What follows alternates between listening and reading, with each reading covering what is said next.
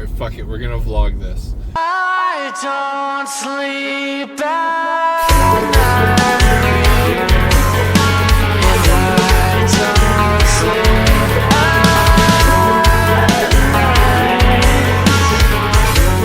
I just lay and I'm trying if everything makes us how I play. And how nothing is going how I play.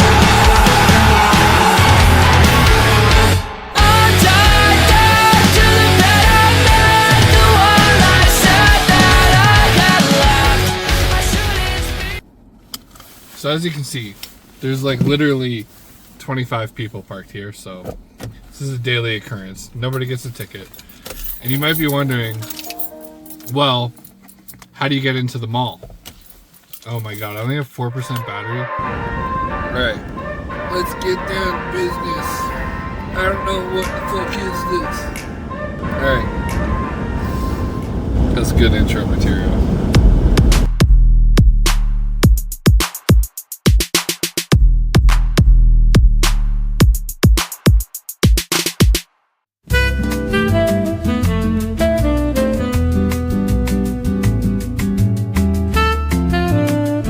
So like, I was like, fuck this, like I'm gonna do this my own way. So this is general.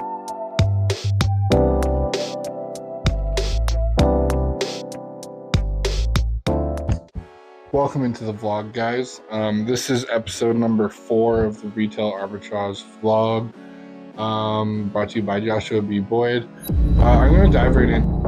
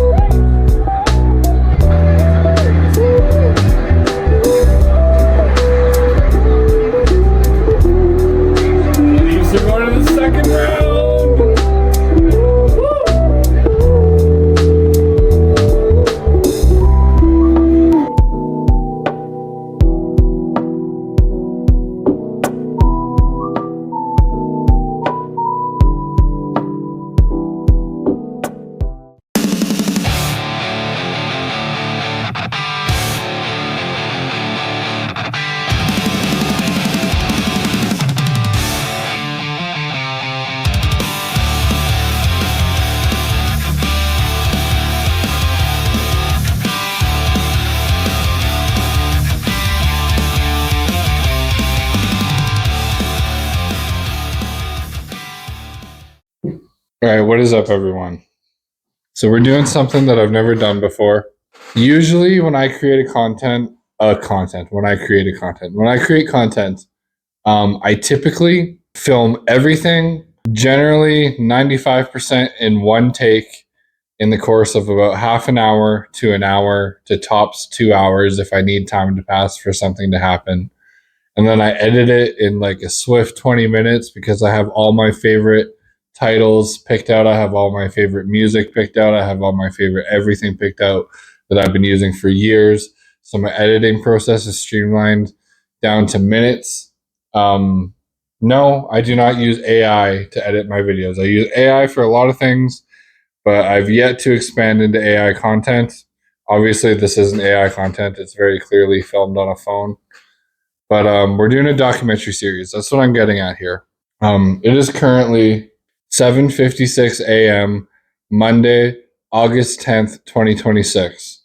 Depending on how much content I capture, depending on what happens over the next week or two, or the next month, I don't know if I'm documenting and posting this onto YouTube after a year's worth of progress. I don't know if I'm fucking posting this after a week's worth of progress. It really depends where the climactic point of the whole story comes together in documenting. And that is something I have never ever experienced before. I've only ever created tops a 30-minute vlog in my entire life. And that was a big step for me from just vlogging on Instagram and 3-minute reels and 5-minute stories and stuff. So we're documenting, which brings us into right now on Monday, August 10th, and exactly what's happening. Let's fucking dive into this shit. Murphy. Piper. It's okay. Duckies. Just little puppies right there. Alright, so today in JB's Goods, we have $300 here. This is what I've taken out from the business income to dedicate towards today's sourcing trip. $300 for most people at a trip to the mall is about, I don't know, a hoodie, pants, maybe one pair of Jordans and a meal, or a trip to Milestones and some makeup, or whatever. But based on my last sourcing trip, based on the sales that I know that are happening now, I was just at Cross Iron Mills the other day. I posted the Adidas pickup for the Coca-Cola collab and World Cup gear. And today, the only like real goal, just so you know, the whole point of this video, I'm taking you guys sourcing with me.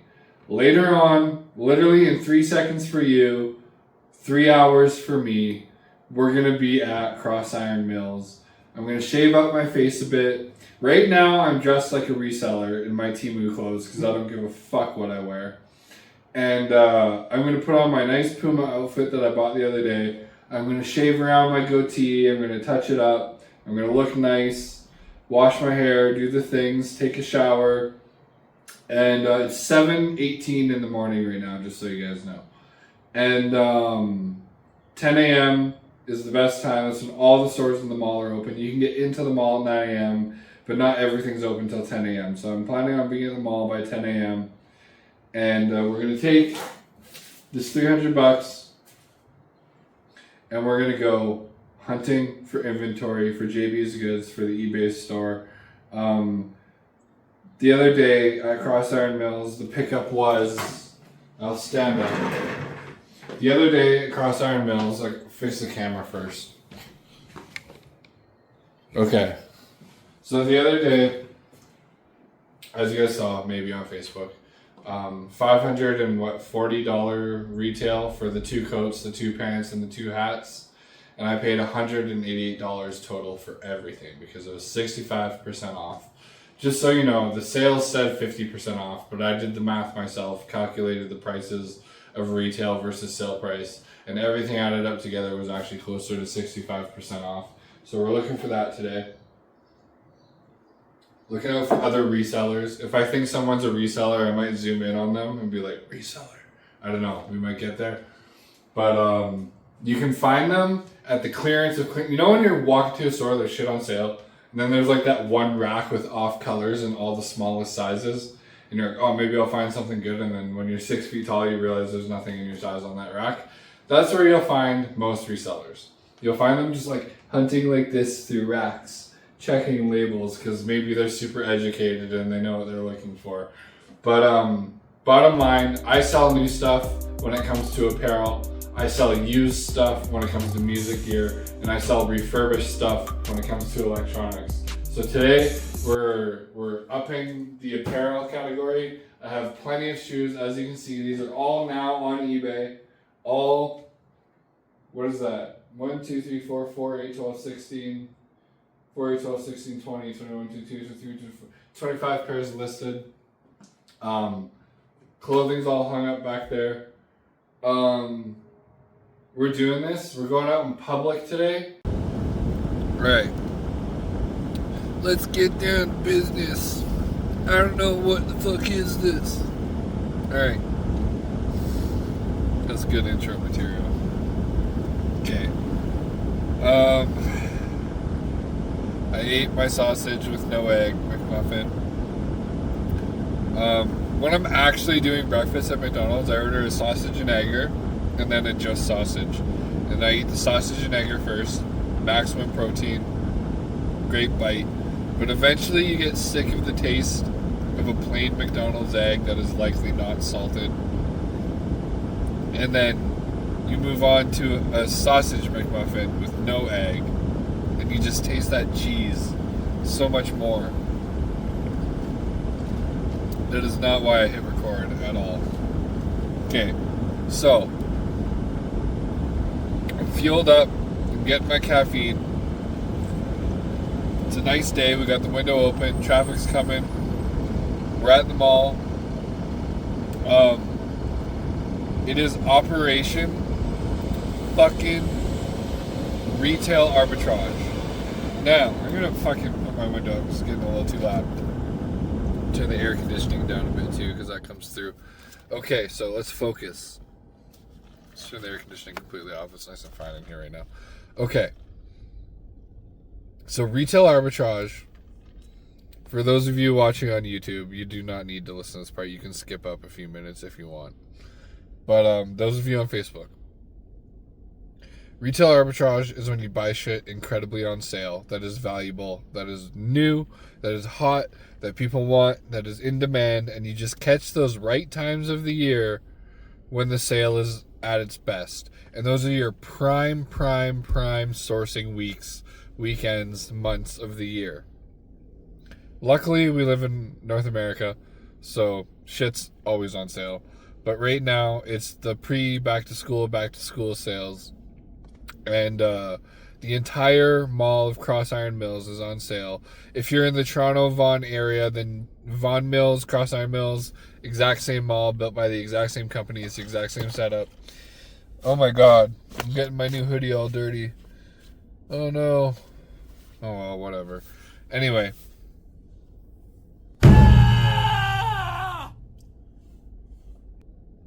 On my fucking hoodie. And I just bought this thing like... This is why I wear Temu clothes. Because you don't have to give a fuck. If I was wearing my Temu sweatsuit right now, I wouldn't have even noticed that because it'd be black or dark blue. But whatever, we're gonna roll with it. Anyway, so retail arbitrage, for fuck's sakes, is just getting shit incredibly on sale that is hot and new and throwing it on eBay for retail price to a global market that doesn't necessarily have your mall or have your store or have your specific product available. And 99% of the time you sell it to someone that's nowhere close to you, and you succeed in the effort of finding things that they couldn't necessarily get. Because we all have the Adidas store, we all have the Nike store, we all have everything. But when you walk, like, I could go into the Adidas store at this mall and then go to South Calgary and go to Chinook Mall and go to the Adidas store, and there'd be two completely different setups of inventory based on what sells in that local area, based on what they've tracked over the years, right? So retail arbitrage isn't necessarily about the sale and putting it back up at retail price. The art of it is finding things that you know people in other places are gonna want. So, like you guys saw earlier in the documentary, that felt nice to say. Earlier in the documentary, better than vlog. This is a vlog style documentary though, like let's get real. This $300 is the same $300 that you saw earlier in the video. So that's how you know we're on the same day, even though we're on our third outfit of the day. We're gonna go and fucking shop because right now the entire mall is 40 to 65% off. Not the entire mall, but I'd say about 85% of the mall, all the stores that count. And I'm not gonna expose my secret spot, exactly how to get there, but I'm gonna show you the hallway from the outside of the building in, and how I'm just magically in the mall in 2 seconds without using the parking lot, without parking where anyone else parks, with discreetly parking my car. And because this is a documentary and this isn't a vlog, and like there's actually a really high chance I'm not putting this on Facebook at all, I'm going to be really honest about what I have to do sometimes in the public. So right now I look really recognizable because I just posted myself in this outfit the other day, and I have an audience of 70,000 people within Canada and the United States, and a huge portion of that audience is in the Calgary area where I live, and I run into viewers all the time. They notice me, they act like they don't notice me, and sometimes I notice them. And it's just, sometimes it's led to awkward interactions. So I'm at the point now, even though you see like 85 subscribers or whatever on my YouTube channel, in my local fucking network in my area, I really do have to pay attention to when I'm out in public and think about my safety and think about my privacy. Not because I'm famous, but because I'm on some level recognizable to the point where someone's like, I've fucking seen that guy on my phone before. So, or on my computer screen, or with YouTube. Actually, 23% of my YouTube videos came from people watching on an actual TV. So right now on YouTube, you might actually be watching me on TV, which gets me fucking stoked, by the way. So comment if you're watching this on a TV, because ever since YouTube became available on streaming apps and stuff, on smart TVs and stuff, I just get fucking stoked every view I get on TV. But anyway, I have to shop like this. Do I have a hat in here?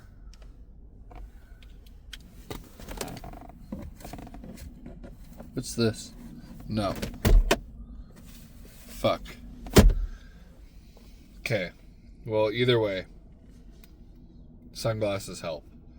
But and then the reason why, since we're here, I have no idea what I'm cutting on, what stays anyway, but don't dress like a reseller in your crap ass clothes when you go to the mall looking for brand name shit that you're going to sell and flip. I know you don't care what you wear, but employees get pissed off at resellers because they know that we're just taking their inventory and shit. And so dress nice so that you look like a consumer in the mall, you look like someone that shops. And then if you have an audience like I do of 70,000 people in your area that see your face regularly on their phone, try to like do somewhat of a good job of like not being fucking bluntly obvious out there and not being as approachable. A guy walking around in a mall during the daylight in summer wearing sunglasses, famous or not, known or not, recognizable or not, is obviously trying to mind their own business. So this is just like a little shield between me and the rest of the world as I try to privately just fucking do my retail arbitrage and get out and get home. And as soon as we get home from the mall, we're going to be listing and we're going to be upping the value of my store. We're going to be taking photos. We're going to be doing all the shit.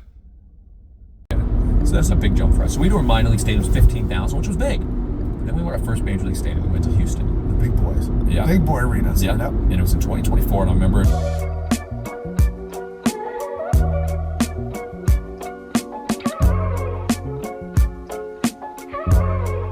Alright, so without giving away the spot at Cross Iron Mills, here's my car. Here's the mall. Now we're going to walk this way. Who knows? Maybe there's some dun dun dun theme music I could throw in for this. Insert music for entering the door.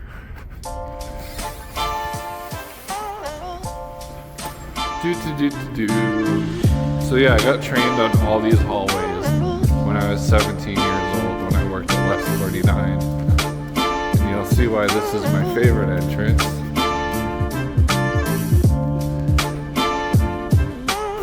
Right now.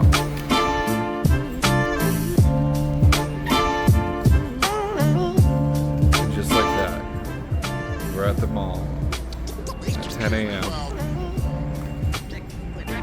ready to shop. Didn't have to deal with any parking. There was tons of free parking, obviously. It's just open. No one's here yet.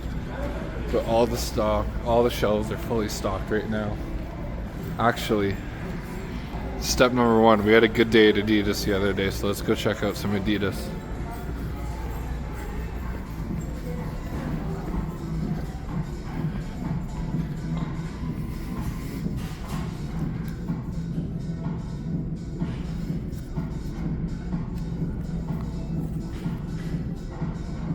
But they put some XLs there. When I was here the other day, the large was the biggest sizes, but large and XL are the number one sellers for men's for clothing.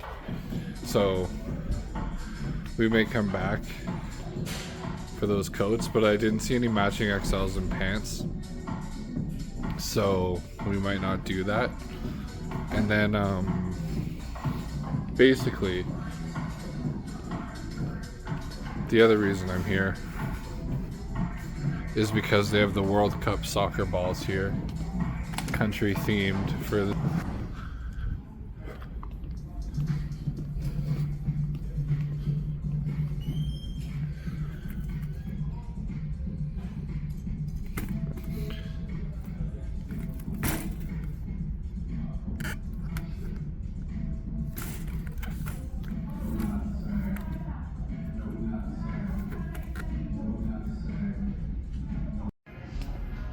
Alright, so looks like the sales that I took advantage of at Puma the other day, all the good stuff is kind of gone for what's still on sale, and they've kind of reduced the amount of things that are for sale in that store.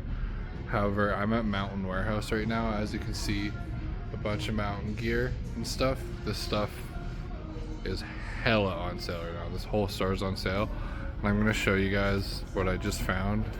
And we're definitely picking it up, not because it's within like really what I sell on eBay in terms of style, but it's just too good to not take advantage of.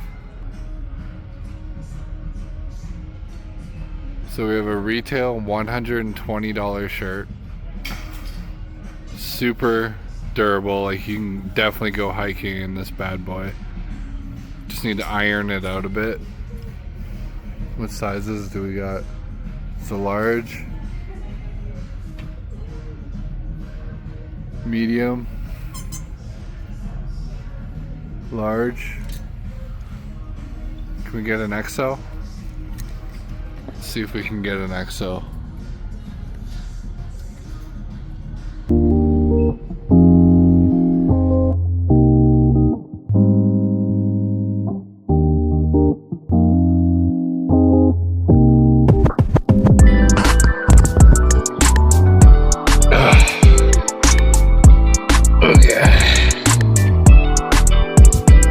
Get OBS going.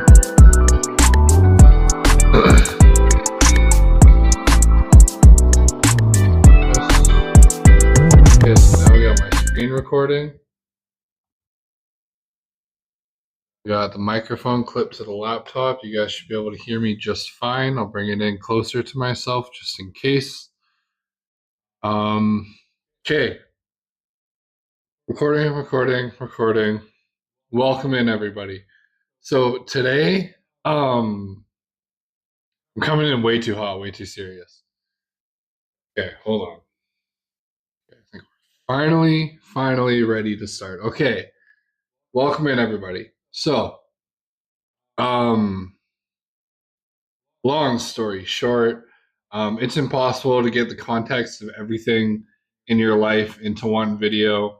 But essentially, I started with things that I took at a loss, things that I bought to flip, like all these shoes behind me that are no longer worth as much as I even paid for them. And I got them on sale, on clearance, from the Nike outlet, whatever, played the game. Shoe market crashes. A 25, 30-year long vetted system for how to resell shoes completely got reshaped. I just didn't have time to relearn all that. So then I'm like, well, fuck it. I'm going to get into music gear. That's been going really well. I've been doing electronics like cameras, computers, phones. It's all going well. Um, but essentially, like, I've started my reselling business off of essentially creating a liquidation sale.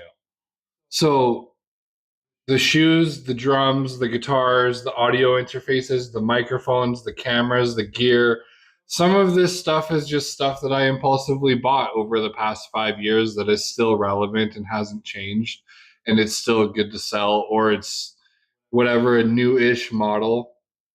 And so I've been able to just liquidate some valuable things that I don't need. Like I don't need two desktop computers when I have a laptop and a desktop, and so that frees up a Mac Mini. I don't need the Sony ZV-E10 camera that I bought when I told myself I'm going pro on YouTube, when an S26 and an S24 Ultra seem to be doing just fine. Right now we're on the computer screen. You can see my mouse going around everywhere.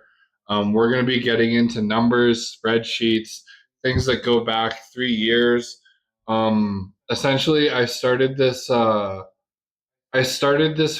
Marketplace business sort of thing in 2023 originally, and because long story short, I'm on a government pension because of some medical shit. I came into some money. I had $10,000 and I was like, fuck yeah, I'm going to start a business. So I just bought a shit ton of Jordans. I went to the Nike outlet store. I bought on sales.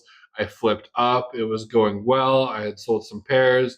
And then Nike started restocking the market like crazy and pretty much essentially putting an end to the resale market.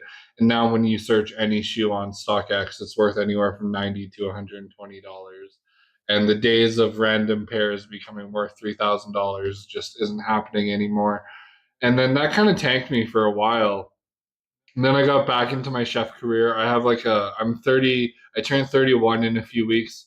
So I'm 31 years old. I have a 10, 12, 13-year long on and off chef career in between entrepreneurial endeavors from my 20s.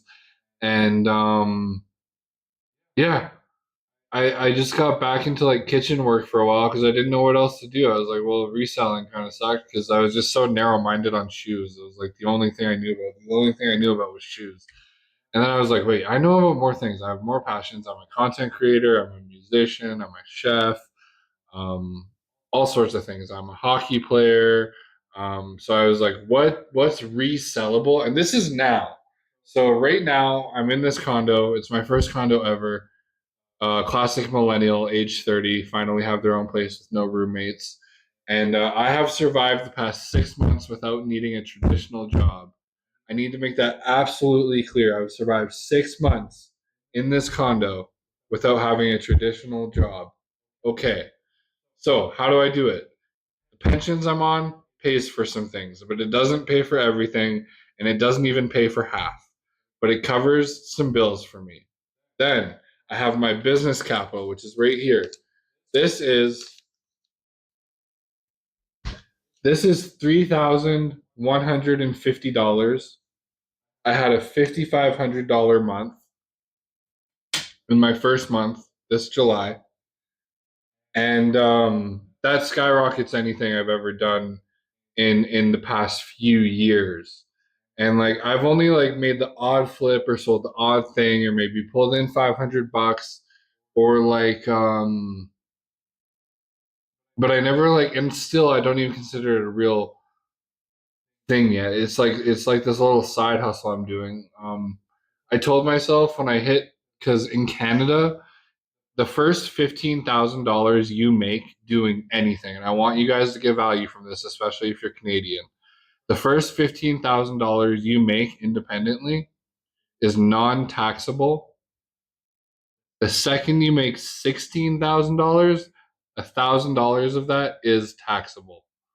So Right now, this is just $3,150. It's gonna eventually become $10,000, and it's eventually gonna become $15,000. When the stack gets higher to $10,000, that is the most money I can put into the bank without having to do a bunch of paperwork and proving where the money came from and this and that. And it's not about legality or whether it's allowed or not. It's just the government has it so that you can put in $10,000 in the bank, no questions asked, business or personal. So when this hits like $8,000, $9,000, that's when I'm going to open my business account. That's when I'm going to go to my local registry and register JB's Goods as an actual business. But I don't know how it works in the States. I don't know how it works in Australia or New Zealand or whatever. But in Canada, you pretty much have free will to just kind of get your business going before you have to make it official. Because once you make it official in Canada, you're getting taxed and they're going to charge you money that, trust me, I've learned the hard way. I've opened a business and ended up making no money, kept that business open for 3 years, just kind of forgot about it. It's technically existed on paper. And I ended up owing the government $3,000. And I was like, look, I never made a single penny from that business. They're like, okay, we'll wipe it. And they waived it. They were nice. But like that took a little bit of help from my mom. A little bit totally honest, because my mom works in payroll for a living. She negotiates money all the time, and yeah, so got out of that pickle. But let's dive into the computer here. Let's open up Chrome.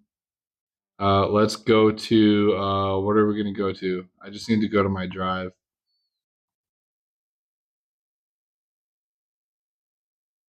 I have absolutely nothing to blur out. I don't think. I'll take a look right now.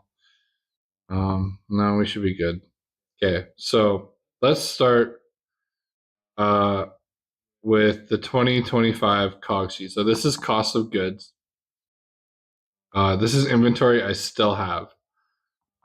Turns out on Facebook and on well, no, just Facebook. But it turns out on Facebook, people just like absolutely have no money for Jordans. It's always a guy that's trying to get like half off for the Jordans. That's the shirts. Pull up the sneakers now. Now we got the sneakers. This is a big list. So all these shoes, as you can see on camera here, they're right there. That is 26 to 28 pairs of Nikes and Jordans and one pair of Pumas. And then now coming back onto the computer screen, you see the inventory list with all the SKU numbers, everything.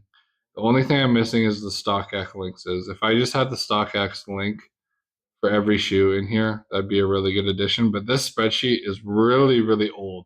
And for resellers out there, because this is a YouTube video, I want resellers to pay attention to this. Look how fucking ADHD this fucking spreadsheet is, okay?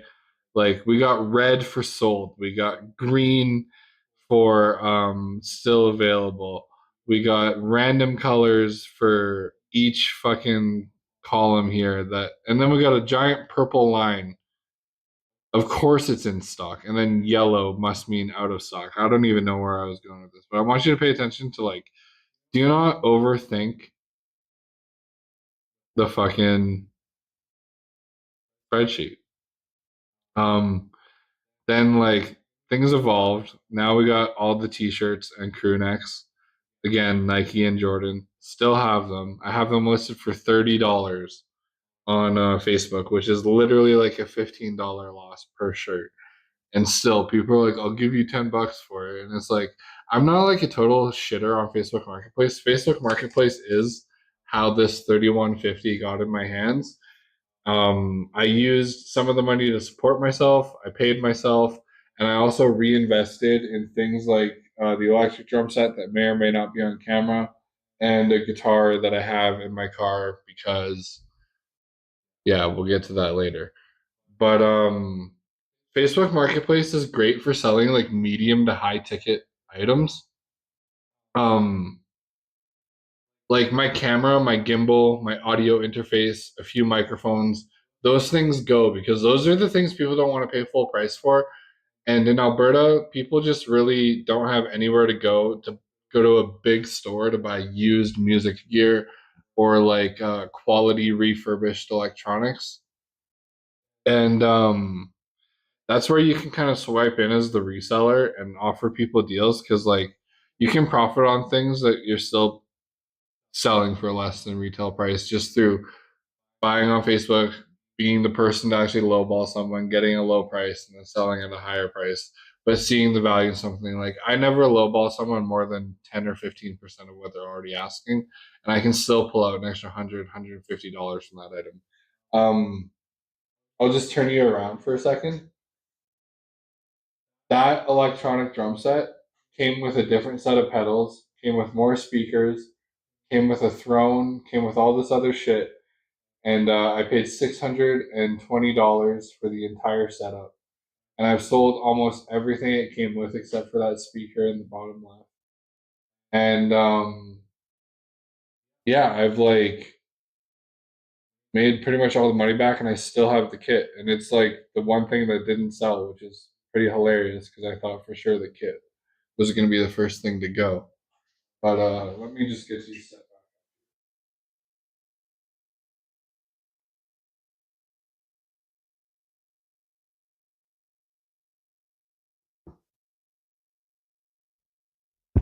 All right, let's dive back into the computer here. So it's really simple. You can do everything on Google Drive. So I got all my inventory from 2025. I have marketplace product descriptions. This is like a thing I was doing for a little while where I was like, I just, in case I get the same item, I want to already have something ready to go for it. This is probably something I should keep doing, but you know, you forget about it after a little while. But this is what I want to get to in terms of creating a functioning spreadsheet. So I picked one color. I just called it Flip Tracker. This is everything I sold in the month of July. This month, I sold the DJI gimbal. I sold the PS5. I sold a Scarlett interface. I sold a Roland electronic drum set. I sold Pearl Roadster drum throne, a camera lens, a Sony ZV-E10, an Iron Cobra pedal, an e-bike, and cymbals for a total of bringing in $5,564. Now, back on the camera. Okay, so this is where you got to give yourself grace in the beginning of the journey because last time I did this, I was just bringing in like probably the same amount of money, but just spending it 10 times faster because I was like, oh my god, I'm selling shit, I'm supporting myself, going to 7-Eleven 3 times a day, picking up a bunch of big gulps, and like, oh my god, it was terrible. And yeah, this time around the money's come in, but where I say give yourself grace, I mean like when you're beginning the resale journey, and I'm still in the beginning, so I can speak for it. It doesn't matter how much of this is actually profit or what came from an item that you took a loss for or what you liquidated from something you just own or what was an impulse purchase thing that you have that's valuable that you can sell. The important part is that $5,564 came in this month, and it's the biggest month yet, and it's worth talking about, and I have the evidence. I can't stop holding it. This isn't like, oh my god, I want to spend it. Like this is the beginning of the beginning right here. That's what this means to me. And little simple tip. I don't like lined paper. I like to just have a sketchbook. Like this is my new thing where I just write down what I'm gonna do and things I need to do and whatever the basic. We all have done this before. But something about it not being on lined paper frees up the mind. You're like, it's not a list of things I have to do. It's just jotted thoughts. So it's the different psychology. But anyway, back to the spreadsheet. As you can see, it says bought for, sold for, total revenue profit. And I built this table before I actually loaded any information into it. And right now, I just put offloading for anything, for everything, except for the Pearl Roadster and the Iron Cobra that also came free with the drum set. And like then I was like, okay, 150, 120 right there. Sure. called it a day. I can do the rest of the math in my head. I'm never going to forget it. It doesn't have to be fucking rocket science like my last spreadsheets were. Could it be a little more detailed? Yes. But again, it's the first month. It's not important what was profit, what wasn't, what was a loss, what was an impulse buy. It's just important that money came in and you have the chance to create a repeatable process. So, when it comes to creating a repeatable process, um that's where eBay comes into play. Now, everything I'm about to say, I have no fucking clue. So like for those of you that are more experienced than me, feel free to comment, throw in tips. Um I have experience selling on eBay, but I made the mistake. Hi Piper. She's a good girl. I made the mistake of pricing items too low because here's my store by the way. I made the mistake of pricing items too low and then getting flagged because, like, when you price things too low, eBay thinks maybe you stole it or you got it in an unfair way or whatever. And a bunch of my listings got flagged, and I just got super frustrated. I was like, fuck this, I'll just stick to Facebook Marketplace. And I've done a lot of learning since then, I've done a lot of growing since then. And I just feel like this time around, like it'll actually be not bad because as you can see, I have 17 reviews at 5 stars. JB's Goods Canada. I got my new logo here that I'm using on Facebook and eBay. Um, I have a ton of stuff to list that's already listed on eBay. I have one draft listing that I made today just to say that I put a dent in it. And my strategy, we'll go back to the camera now. My strategy is more like if buy low, sell high works on Facebook to Facebook, the number one gap that I see in reselling on YouTube is everyone is selling vintage clothes or the style of clothes that they're into and know the most about, or they're selling Jordans and shoes and trying to convince you that shoes is still something that's viable, which maybe it is. I don't know. I kind of gave up on shoes. I did shoes. I just have to get rid of these and then I'll never get shoes again. And but nobody's shipping big items. Like you see a lot of big items for sale on eBay. Obviously, the shipping costs more, but the profit margins can be bigger on higher ticket items.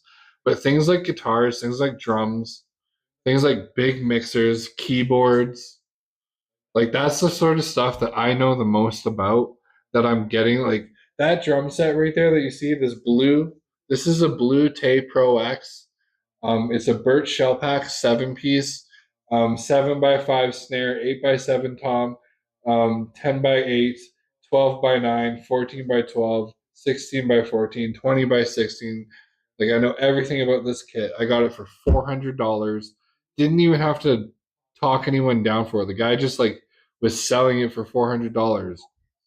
And then I like took it home and I have it listed for like $800 right now. Piper, it's okay. Do you want to come on camera?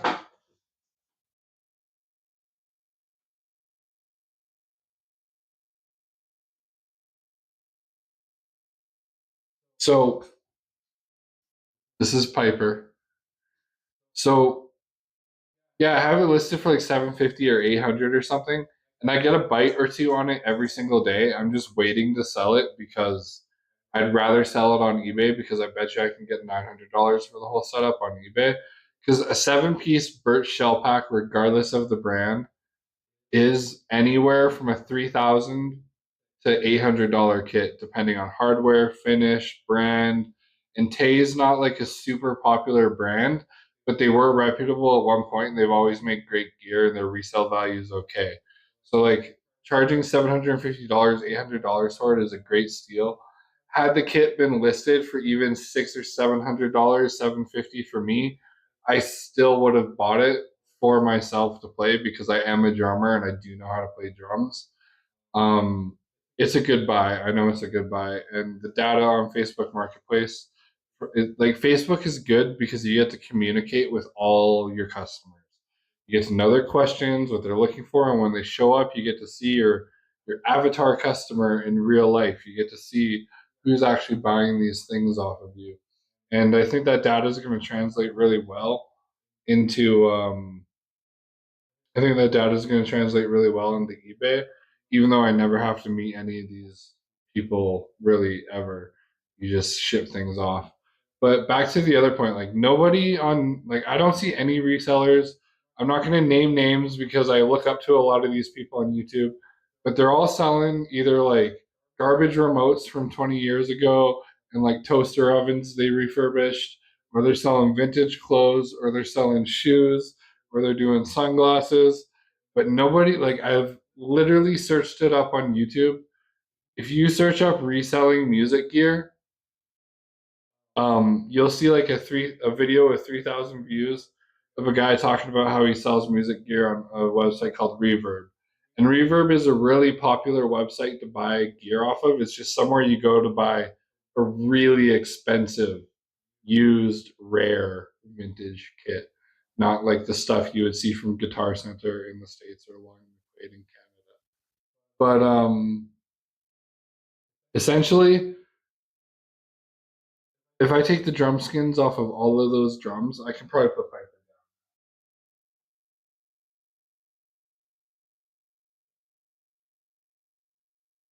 If I put the drum skins, if I take the drum skins off and then put the drums inside of each other, that entire drum set fits into a 24 by 24 inch box, one single box. And then all the drum skins and like all the rims for the drums and all the screws that you screw on the rims with would fit into like a 14, no, a 6. Hey, no, no.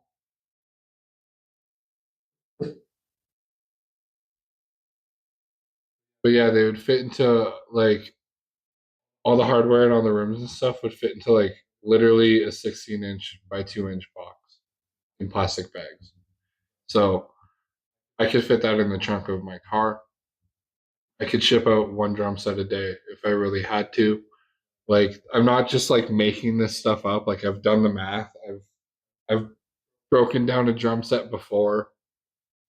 Um, those drums definitely fit inside of each other. So like at least for drum sets and guitars, so long as you have like the right box, which it might cost more for a bigger box, it might cost more to ship it because it weighs so much and all this other stuff. But if you're turning a $400 drum set, which is already getting tons of bites at $800 to $750, then like the shipping in the box, this is where I don't know, and this is where I might need advice from other resellers.